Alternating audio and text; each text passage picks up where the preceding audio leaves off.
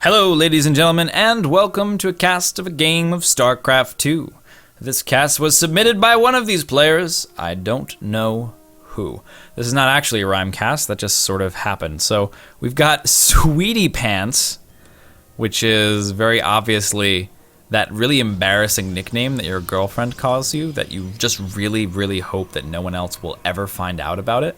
Like, in private, you find it endearing and sort of cute, but you just really, really hope that no one will ever find out. That's what Sweetie Pants is. And top left, we have Bob. I love it.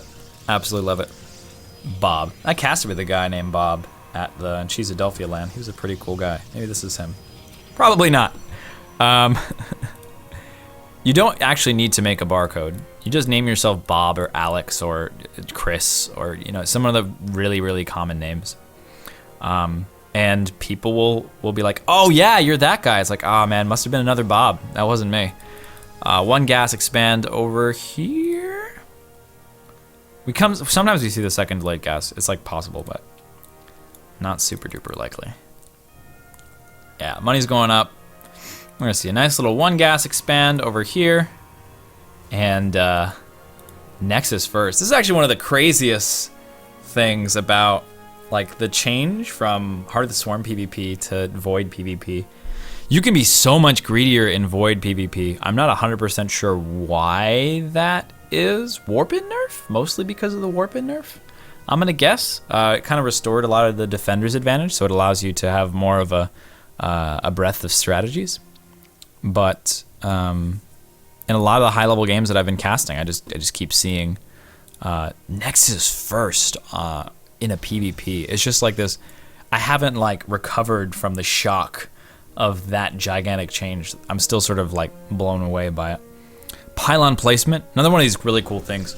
I really give Blizzard a hard time about the Mothership Core on a regular basis. I do. I get that.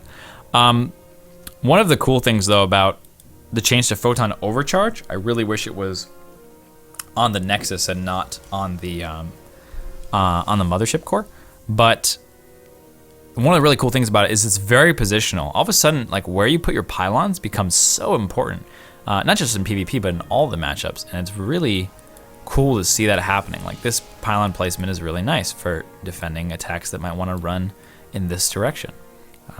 Where you put your pylons becomes like this big deal. And it was already sort of a little bit of a big deal. And like now it's even more because of photon overcharge and even more because of the fast warp and slow warping. It's like so huge now. And I really, really like that. I'm one of those guys who would just like spend 2 hours on a map and just kind of plan out exactly where I want all my buildings to go. And the most efficient way to set up my pylons. They covered multiple areas and there wouldn't be any, you know, single pylons powering a bunch of stuff kind of stuff. Like really enjoy that kind of stuff. So building placement becoming more important in Legacy of the Void, especially for Protoss, is really fun for me. All right, so we're gonna get to some action. The Adept, beautiful new wonderful unit. Okay, there we go, move command. Actually, that wasn't that bad.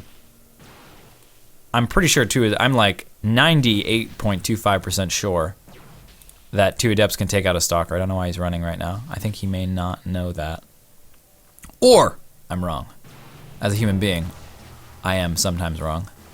Unfortunately, being wrong on the internet, a little bit worse than being wrong in real life. For some reason, people expect you to be right. If you're on the internet, like if I make a mistake in a YouTube video, it's like a big deal, right? Or I'm streaming, I make a mistake, big deal. But like, if someone says something that's not true in real life, you're not gonna be like, oh my God, dude, you were wrong. What's your deal, man? Why are you so wrong about that thing? You know, like no one actually does that, but being wrong on the internet has this whole other level of intensity that you have to watch out for. A little bit of brojack there. Nice, we got the warp prism though, super powerful, really good for a lot of reasons. That fast warp in. One of the things that I've been thinking about really is having a medium warp in. I know it increases complexity and it's not very elegant, but having like the warp prism be like somewhere in between the slow warp in and the fast warp in, like somewhere in between 5 seconds and 16 seconds, I think would be nice. Couple of Adeptors doing their thing. A little bit of one control group syndrome over here. not pulling back the weakened units, just like kind of pulling back all the units or attacking with all the units. A lot of unnecessary shots of damage being taken by red over here, and a lot of sort of lack of damage being done by red because of all the units that are moving around that could be shooting. So a little bit of missed opportunity for damage there. I don't think really idealistically that was a relatively even fight, but Bob came out way ahead because of something called over microing. Bob just attack moved and ended up way better ahead because Sweetie Pants was like, oh, I need to micro, I need to pull back, I need to go forward. So just swapping that up to be a little bit more about individual unit control rather than grabbing all the units and moving them back and moving them forward is going to help, especially in those like small little scrappy engagements. So keeping that in mind is going to be useful, and getting the out of here is going to be quite useful as well. Oh man. That is brutal. Blink is done. That's really nice. This is gonna die. This is interesting. Look at this. He's just messing with him really hardcore. He's ready to blink out of there. Nice use of blink here. And ooh, Sweetie Pants, whose idea I love, actually playing a little bit defensive for a while. That blink just psychologically bought Bob a lot of time here. I feel like making a really strong push would have been good. Even just holding the ramp with a force field might have been really strong here. A little bit defensive posturing over here. A little bit of mistiming on that sandwich. A little bit of one control group syndrome as well. Loses 3 stalkers as a result. Gotta watch out for that. Nice, nicely done. Very nicely done. Some dual pronged attacks over here. A little bit too much move command, and that's gonna hurt the team just a bit. Turns out disruptors don't do damage to buildings. Keep that in mind. Workers killed count pretty low overall, but Sweetie Pants has been macroing like a beast, whereas Bob has been having a little bit more trouble producing workers overall. And it's totally okay to do this, by the way. All right, so like building all these workers, it feels weird right now with this new UI change where it shows red if you're over 16, but you can go to 24 and you're okay. And that by doing that allows you to expand, just sort of cash in from your expansion a lot faster than the other person. Like even if this was done, Bob couldn't cash in on this expansion. The income wouldn't be as crazy as this right now. And so Sweetie Pants has this super big advantage in like just terms of pure stuff. But ooh, this might have been a good time to use the Purification Nova on the cloaked units. Really, that's one of the cool things about Purification Nova. Like aside from the fact that it's really powerful, it also goes through force field, can kill cloaked units, burrowed units, and it's just overall awesome. That, however, a little bit more one control group syndrome. Really gotta watch out for that. That might even be like F2 syndrome. And if you think that, oh, it's fine, it doesn't make a big deal, start watching your replays and seeing how often having all your army on one big control group or using F2 all the time gets you. There are, for sure, some efficient, useful scenarios for F2. So, keep that in mind if you're a little bit more nuanced and fancy. But just be careful. Just be careful about it. Really consider what you're doing. Now the observer is out. Be able to hunt down these DTs who might have done a little bit better split up. Nice. 1 DT over here. 1 DT over here. That was good. That was a pretty scary push coming from Sweetie Pants there. If the DTs had not been there, that would have been a little bit rough on Bob. Bob would have been in a bit of trouble. But as it stands, Bob's kind of okay.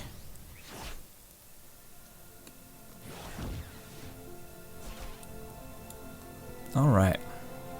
So Bob caught up now in workers after killing 24 of them.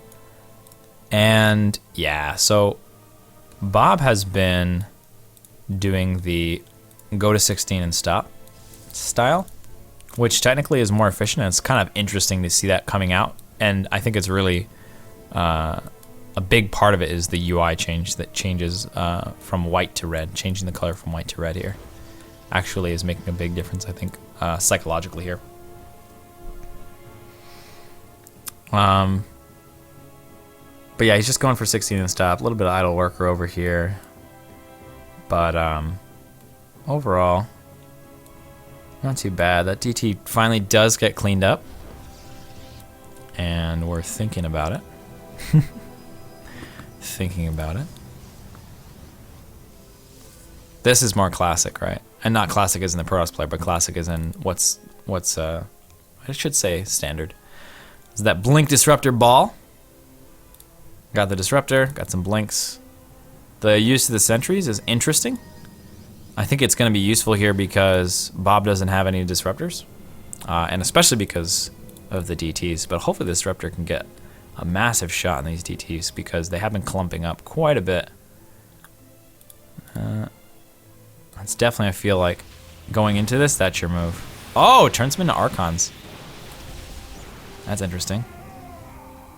Ooh. Wants to slow down this attack a bit. Not 100% sure about that one. Because the force field was already down, right? So I don't think he had any way to knock down his own force field. No, he didn't. So a little bit wasteful there.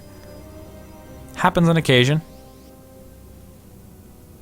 A lot of times you want to just slow things down just a bit and try to make the right spell cast or the right move rather than making the move that you can make as quickly as possible. Especially with force fields, right? You can really feel pressured to force field, but a lot of times having the force field in the right place is so much more advantageous than getting the force field down like half a second faster. All right, nice little bit of harass over here. Gonna bring the entire army back home.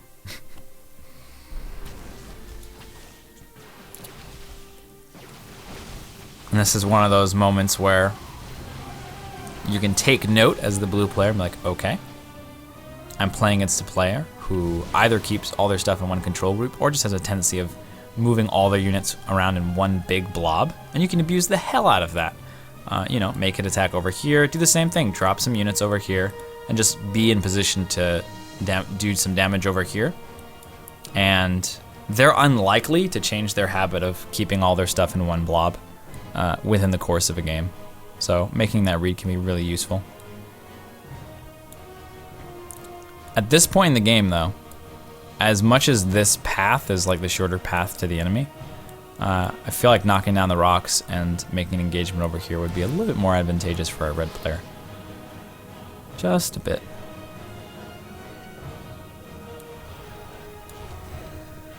Let's see if there's that consideration here. He's moving in this direction. Especially because the map, you sort of expand out this way. So this becomes a better and better path. You could lock this down with like a pylon and a cannon. Just to buy you time in case you're over here killing these rocks and something happens. Nice. A little bit of harass again. Very good. A little bit of predetermined action, right? Just like, I'm going to drop 4 zealots and I'm going to back off. All right. It's not bad. But sometimes... Oh, this happens more than I expected it to when I first saw Reina. Gonna check this base, realize there's nothing there. And no one has... Oh, there we go, there we go. Bob's got the Mothership Core. Mothership Core is so important, by the way, for us players. Keep your Mothership Core with your army so you can recall. It's so good.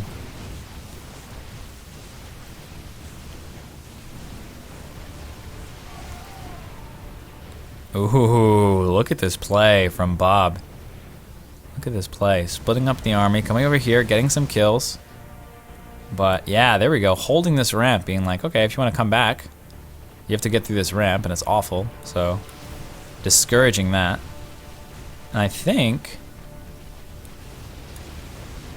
we might see a recall. I think he might be considering it. He's got full energy here.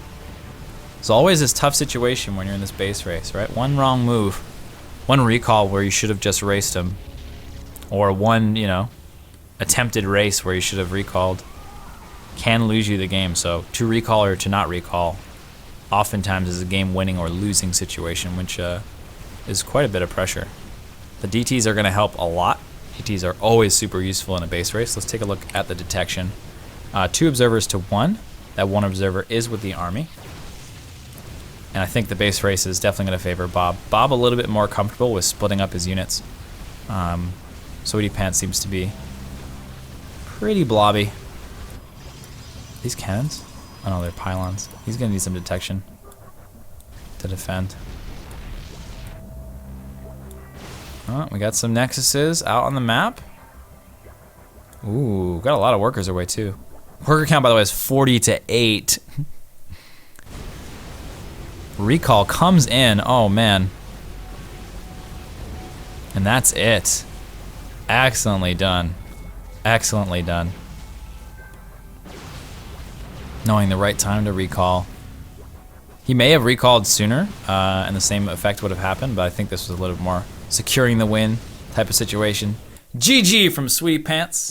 Good job, Bob. Nice games all around. Sweetie Pants, I would suggest that you start experimenting with not clumping all your units into one control group or one big clump. Start messing around with that. It might be a little uncomfortable at first, but long term, you're gonna be able to deal with these kind of situations a lot better. My name is JaKaTaK, and as always, thanks for watching. If you have an idea for a video you would like me to do, please leave it with any questions, comments, criticisms, concerns, or anything beginning with letter C in the comment section below, and I'll see you again soon.